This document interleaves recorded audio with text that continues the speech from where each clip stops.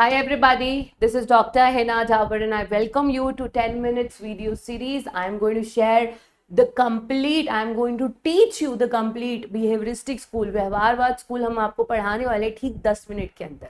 तो इस छोटी सी वीडियो से आपके एग्जाम में 2 से 3 बिट क्वेश्चन जरूर बनते हैं, चाहे वो कोई भी टीचिंग एग्जाम हो। पेपर 1 के टीचिंग एप्टीट्यूड में काम आता है, पेपर 2 में काम आता है, तो यहाँ से आपके 4 से 6 नंबर पेपर में पक्के हैं। अब ध्यान से सुनिए कि बिहेवियरिस्टिक स्कूल, व्यवहारवाद स्कूल कौन सा होता है, जो आपके ऑब्जर्वेबल बिहेवियर के अंदर बिलीव करता है। यानी इनका मेन फोकस पॉइंट कौन सा होता है, जिस व्यवहार को आप देख सकते हो स्पष्ट रूप से, ठीक है, जिसको आप कहते हो ऑब्जर्वेबल, मेजरेबल या फिर ऑब्जेक्टिव। यानी आपके सामने स्पष्ट रूप से है, जिसको आप देख रहे हो। अगर इंसान के व्यवहार में बदलाव हो रहा है तो वो दिखना चाहिए। स्कूल की सिंपल सी बात है, it should be observable and measurable. Clear? इस स्कूल को पूरी मेन असम्पशंस क्या है? पहला है इक्वी पोटेंशियलिटी। ये चीज हमने अभी तक नहीं पढ़ी थी। इक्वी पोटेंशियलिटी का मतलब होता है कि हमारा जो ये दिमाग है, ब्रेन है, it is capable of doing anything. Brain का हर हिस्सा हर तरह का टास्क संभालने के लिए योग्यता रखता है। That is called as equipotential. Secondly, ये स्कूल कहता है कि हम किसी भी स्टिमुलस रिस्पॉन्स रिलेशनशिप को स्ट्रॉन्ग भी कर सकते हैं और वीक भी। Stimulus mean something naturally which is given to you by this environment, और बदले में आप उसको क्या रिस्पॉन्स देते हैं। जैसे बाहर बहुत तेज धूप है तो आपने घर से निकलने से पहले अम्ब्रेला ले लिया, तो स्टिमुलस क्या है? धूप। रिस्पॉन्स क्या है? आपने अम्ब्रेला ले लिया, ठीक है।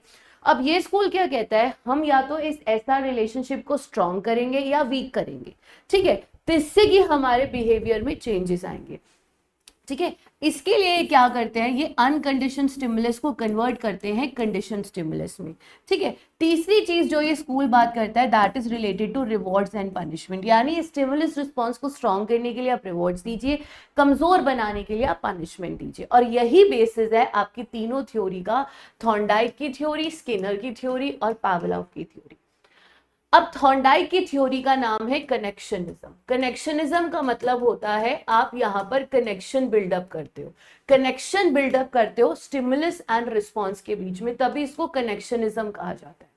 वहीं क्लासिकल कंडीशनिंग जो है वो दी गई है आपके इवान पावलोव के द्वारा, ठीक है, और वहीं आपकी ऑपरेंट कंडीशनर स्किनर के द्वारा दी गई है। अब क्लासिकल का मतलब क्या होता है? ट्रेडिशनल अप्रोच, जहां पर आपने इस ऐसा रिलेशनशिप को चेंज कर दिया, चेंज कर दिया। मेरी बात ध्यान से सुनिए, आपने इस ऐसा रिलेशनशिप को चेंज कर दिया है। डॉग्स पे एक्सपेरिमेंट करके चेंज कैसे करा है? आपने पेयरिंग करी है। तो यहां पर ये वर्ड याद रखिएगा, पेयरिंग करके। किसका पेयरिंग करके? आपने यहां पर पेयरिंग करा है अनकंडीशन स्टिमुलस का न्यूट्रल स्टिमुलस के साथ, सो दैट आप उसको कन्वर्ट कर पा रहे हो कंडीशन स्टिमुलस में। तो जो डॉग आपको फूड पर सलाइवा देता था, ठीक है, ये फूड क्या था? आपका अनकंडीशन स्टिमुलस। इसको आपने पेयर कर दिया बेल की साउंड के साथ। बेल क्या है? Neutral stimulus. और फिर क्या हुआ? इसको पेयरिंग करने के बाद आपको सिर्फ बेल की साउंड पर ही सलाइवा मिल गया। तो ये फूड प्लस बेल की पेयरिंग ने न्यूट्रल स्टिमुलस, जो कि घंटी की आवाज थी, उसको कंडीशन स्टिमुलस बना दिया। यानी थोड़े टाइम बाद डॉग सिर्फ बेल की साउंड पे ही सलाइवा दे रहा था। तो वो न्यूट्रल स्टिमुलस कैसे बना आपका कंडीशन स्टिमुलस? Through pairing. यानी हम चाहें तो हम बच्चे को कुछ भी सिखा सकते हैं। कैसे?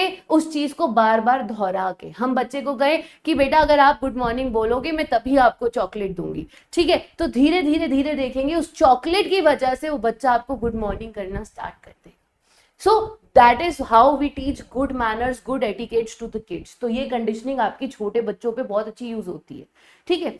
वहीं आपका क्लासिकल कंडीशनिंग का जो बिहेवियर होता है ना, वो इनवॉलेंट्री होता है। बच्चा नहीं चाह रहा था, डॉग नहीं चाह रहा था कि घंटी के आवाज पे मैं सलाइवा दूं, आपने उसको फोर्स किया है सीखने को, ठीक है। तो यहां पर आपने एलिसिट रिस्पॉन्स पर फोकस किया है, जबकि ऑपरेंट कहता है वॉलेंटरली बिहेवियर, जहां बच्चा अपनी मर्जी से कुछ करेगा। यानी बच्चे ने अपनी चॉइस से आपको गुड मॉर्निंग बोली, ठीक है, जहां पर ये वॉलेंटरली बिहेवियर है, जिसको आप बोलते हो emit approach.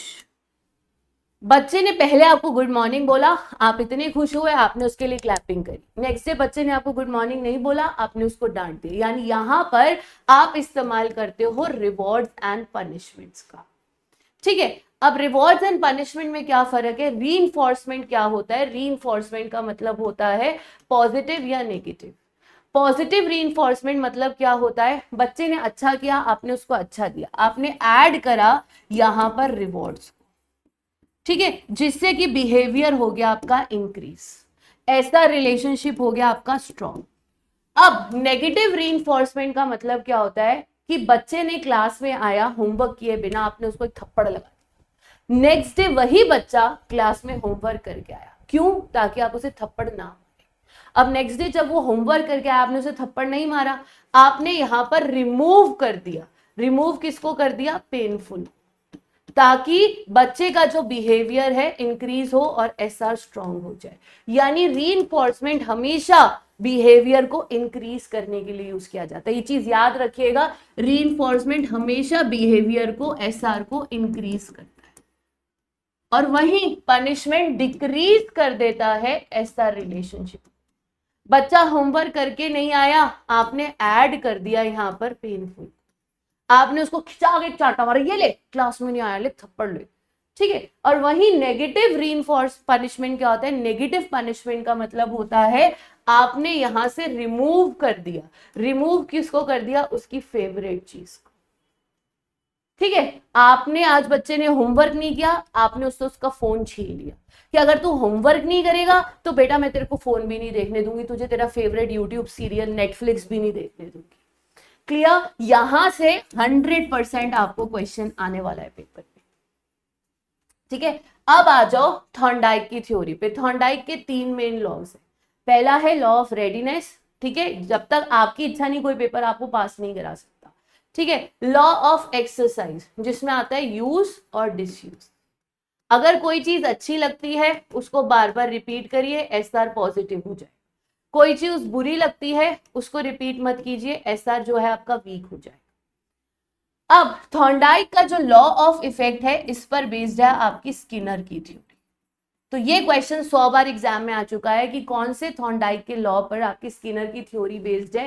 That is law of effect, जहां पर आप रिवॉर्ड्स एंड पनिशमेंट को यूज करने की बात करते हैं, ठीक है। और इन दोनों का ही, क्लासिकल का और ऑपरेंट का, जो कॉमन पॉइंट है वो है आपका जनरलाइजेशन, सामान्यकरण। अगर आपका ये पेपर क्लियर होता है, आप इसको सेम स्ट्रैटेजी यूज करेंगे अपने नेक्स्ट पेपर को क्लियर करने के लिए, जनरलाइजेशन। डिस्क्रिमिनेशन, पेपर 1 और पेपर 2 दोनों को अलग अलग करके पढ़ना और समझना है, तभी पेपर क्लियर होगा। डिस्क्रिमिनेशन, दो स्टिमुलस के बीच में फर्क को महसूस करना। एंड एक्सटिंक्शन, अगर मैं आपको समय समय पर रीइंफोर्समेंट नहीं दूंगी तो क्या होगा? आती हुई चीज को आप भूलना शुरू कर दोगे अगर आप उसको रेगुलरली रिवाइज नहीं कर रहे। यानी जिस ऐसा रिलेशनशिप को आप बार बार रिपीट नहीं करोगे, धीरे धीरे आप उसको भूलना स्टार्ट करोगे और वो एक्सटिंक्ट हो जाएगा। Is this clear? और अब लास्ट एक चीज जो आती है जो बहुत इंपॉर्टेंट है, वो है आपका प्रीमैक का प्रिंसिपल। दैट इज ये रहा। तो प्रीमैक प्रिंसिपल को आप ग्रैंडमा का रूल भी कहते हो, ग्रैंडमा का रूल भी कहा जाता है, ये आपका ऑपरेंट कंडीशनिंग का पार्ट है। प्रीमैक प्रिंसिपल का मतलब क्या होता है? जो काम आपकी करने की इच्छा नहीं है ना, हम वो आपसे पहले कराते हैं, ये कह के कि बाद में आपको आपकी फेवरेट चीज मिलेगी। लाइक फॉर एग्जाम्पल, आप पढ़ना नहीं चाहते, लेकिन हम अगर आपको कहें कि आप पहले पढ़ लो, फिर जेआरएफ के एग्जाम के बाद मैं आपको ऑस्ट्रेलिया वेकेशन पर लेके जाऊंगी, तो कैसा लगेगी ये डील? तो इसे ही कहते हैं प्रीमैक प्रिंसिपल, कि लेस वॉलेंटरली बिहेवियर के लिए आप मोर वॉलेंटरली बिहेवियर को यूज करते हैं एज अ रिवॉर्ड। तो यहां पर आप पहले पढ़ो जो आपको नहीं पसंद, और फिर हम ऑस्ट्रेलिया ट्रिप पर चलेंगे जो आपको बहुत पसंद है। क्लियर? एंड बैकवर्ड कंडीशनिंग का मतलब होता है कि यहां पर आप बेसिकली बैकवर्ड चेनिंग पर जा रहे हो, जहां पर आपकी नो लर्निंग होती है कंडीशनिंग के cases. Clear? So that was all for your behaviouristic school, जहां 3, इनके फादर कौन है बिहेवियरिस्टिक स्कूल के? जेबी वॉटसन। वो क्या कहते हैं? वो कहते हैं कि मुझे आप डजन ऑफ चिल्ड्रन दे दीजिए और ये मेरे हाथ में उनको डॉक्टर, इंजीनियर या चोर बना। ठीक है, कैसे? Using the conditionings of stimulus response pairing, using the conditioning of rewards and punishment, और ऐसे वो बनाएंगे किसी को चोर और किसी को डॉक्टर। ठीक है, तो यहाँ से जब आपके 6 नंबर पक्के हो जाएं तो मुझे थैंक यू करना मत भूलिएगा। और अगर मेरे साथ पेड बैच में पढ़ना चाहते हो तो @Dr Hina पर मुझे मैसेज करो, या वीडियो के नीचे जो लिंक दिया है वहां पर जाकर अपना मैसेज फॉर्म फिल कर दीजिए, टीम आपको कॉल कर लेगी। हम पढ़ाते हैं 1 टॉपिक अ डे और एक कमिटमेंट देते हैं अपने बच्चों को कि दिसंबर में GRF होगा ही होगा। पेपर 1, पेपर 2, बूस्टर सब कुछ इंक्लूडेड है, PhD एवरीथिंग। और साथ ही मेरे साथ अब जुड़ना मत भूलिएगा। इस संडे को YouTube पे आपके लिए कुछ खास होने जा रहा है, और वो क्या है ये देखिए। इस सैटरडे को पहले मैं आप लोगों के लिए लेकर आ रही हूं आपके एंड गेम, मैं आपके लिए एंड गेम लेके आ रही हूँ रिसर्च यूनिट का। जी हाँ, मैं आपको रिसर्च के ऐसे 100 सवाल कराने वाली हूँ इस सैटरडे को 8 बजे, जहां से पेपर में क्वेश्चंस बनेंगे। ठीक है, 8 बजे ये आपका गेम होगा, एंड गेम रिसर्च का 100 क्वेश्चंस हम सैटरडे को करेंगे। ठीक है, और वहीं संडे को सुबह 10 बजे से स्टार्ट हो रहा है आपका 5 बड़े महारथियों के साथ पेपर 1 की तैयारी, जहां पर 12 घंटे तक ये नॉन स्टॉप मैराथन चलने वाला है। तो दोनों सेशंस को मिस मत कीजिएगा। God bless you all, keep smiling.